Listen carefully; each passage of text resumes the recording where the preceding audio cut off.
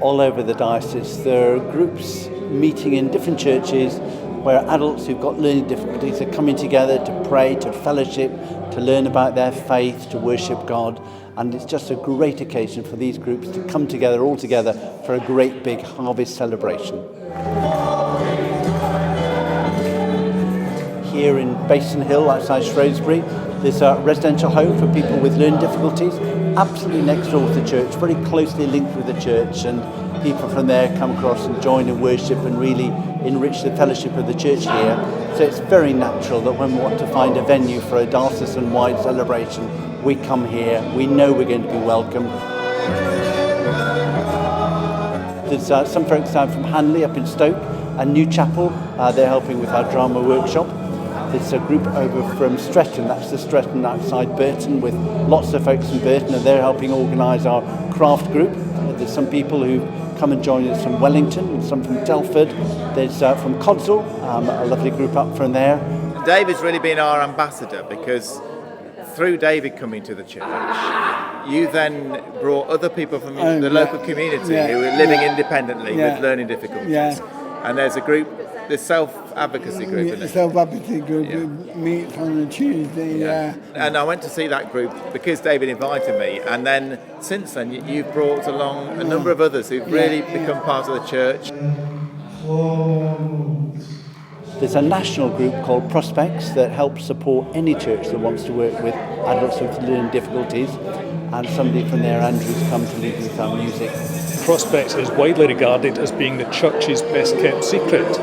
We are actually the largest employer of Christians in the UK outside of the mainstream Christian denominations. And what we do is we're a charity which is dedicated to helping people with learning disabilities to live life to the full. Well, when Nordy comes to church, often we have a signer. And when we go to Soul Survivor, we sit at the front, don't we? And we sign. Andrew and Harvey. And Spring Harvest. You watch the signer, don't you? Yeah. And Nordy, you really enjoy having somebody signing. It just makes the service a lot more helpful, doesn't it? She joins in more when there's signing.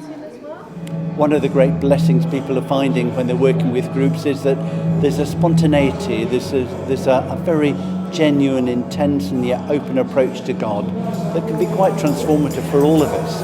David brings with him a sort of joy, don't you? Because you're just a very joyful person, and you tend to join in with lots of, when there's kids come in for the songs and all sorts of things. So I think it's opened us up a bit to God's joy. It reflects the fact that the church is made of all sorts of people.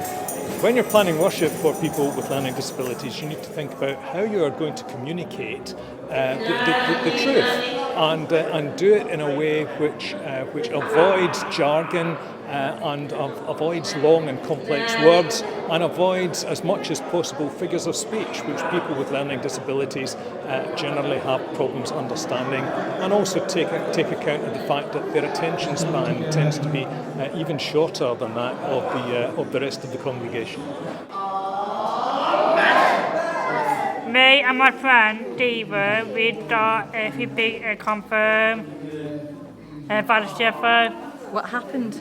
What happened was, I be confirmed, and then the different chat came on he did my name, he did Nordy, and I the different chat was stand up, and I stand up in front of the chat, and then Peter chat laid a hand on me. And that was rare.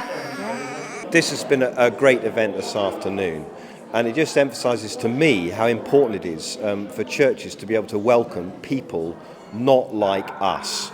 In fact, churches that are good at welcoming people who are diverse and different to them often are churches that are growing, because they then reflect what God is like, and he embraces everybody.